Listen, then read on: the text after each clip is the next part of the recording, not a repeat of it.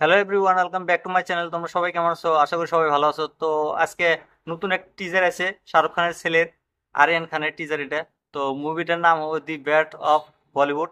তো টিজারটা দেখলাম, দেখার পর ভাবলাম তোমাদের সাথে রিভিউ করে দিই।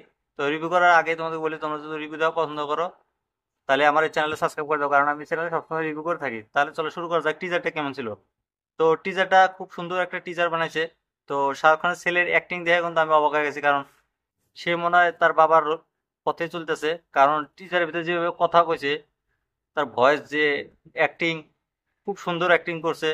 তো টিজারটা শুরু হয় একটা পুরো মিউজিক থেকে, মহব্বত মুভির মিউজিক আছে একটা গিটারের, সেই মিউজিক দিয়ে শুরু হয়।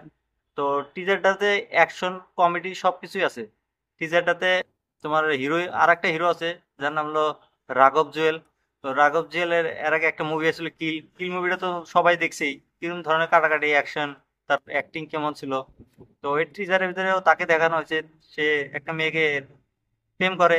তো তারপরে দেখায় কোনো ফাইট সাইট দেখায়। তো আরিয়ান খানকেও অ্যাকশন করতে দেখায়। সে যে ধরনের অ্যাক্টিং করে, জানি না তার বাবার মতো হতে পারবে কিনা নাই, কিন্তু আমার এই টিজারটা দেখে তাকে মনে হলো সে ভবিষ্যতে বড় একটা সুপারস্টার হতে পারে। তো টিজারটা আমার কাছে খুব ভালো লাগছে। তোমরা যদি টিজারটা দেখো নাই, তোমরা টিজারটা দেখতে পারো। তো টিজারটা ভিতরে অ্যাকশন সিনগুলো খুব সুন্দরভাবে দেখাইছে, মিউজিক ভালো আছে। আমার মনে হয় এটা একটা লাভ স্টোরি অ্যাকশন মুভি হবো। তো কিছুদিন আগে সায়ারা মুভি আছে না, এরকম ধরনের একটা মুভি লাভ স্টোরি বানানো হবো।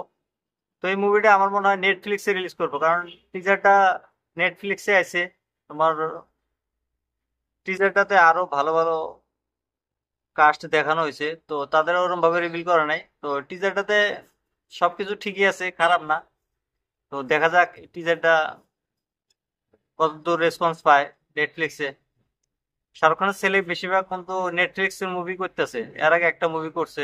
তো এই মুভিটা নেটফ্লিক্স এ রিলিজ হবো। আমার মনে হয় না এই মুভিটা সিনেমা হলে লাগাবো, কারণ এখন ওরকম রিস্ক নিব না। তবে নতুন নতুন, তো ভালো অ্যাক্টর যেগুলো হবো, মানুষের চাহিদা বাড়বো তার উপরে, তখন এই মুভিটা রিলিজ করতে পারবে। তো রিভিউটা কেমন লাগছে তোমরা আমার কমেন্ট করে বলে দাও।